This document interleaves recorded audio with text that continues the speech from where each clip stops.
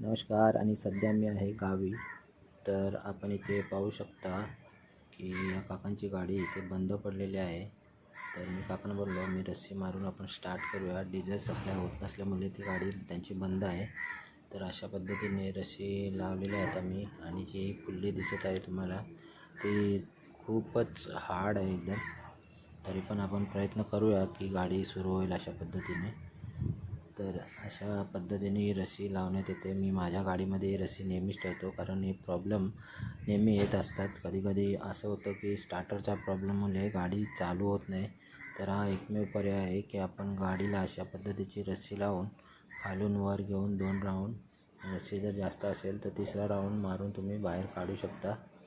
पण एक काळजी घ्या, साईडला डिझेल पाईप असतो ते पण जरा लक्ष ठेवून करा. तर पुल्ली जास्तच हार्ड असल्यामुळे रस्सी काय बसली नाही. तर मी आत्ता पुन्हा प्रयत्न करणार आहे. आणि माझी गाडी तिकडे समोर लावलेली आहे, त्या साईडला पाणी घेऊन आलेलो मी पाष्टीवरून. तर आता काका बोलले मी ट्राय करून बघतो गाडी स्टार्ट होते का. तर काकानी आता पुन्हा एकदा रस्सी लावलेली आहे आणि आम्ही जोरात ताकदीने रस्सी ओढून त्यांची गाडी आता स्टार्ट करून दिलेली आहे. तर काकाने हात मिळवला, थँक्यू बोलले आणि मला बोलले देवासारखा आलास. म्हणलं काका असं काय नाही, आपण जर कोणाला मदत केली तर आपल्या मदतीला नक्कीच येतात. तर तुम्ही पण नेहमी जर कोण असे प्रॉब्लेममध्ये असतील तर मदत नक्कीच करा.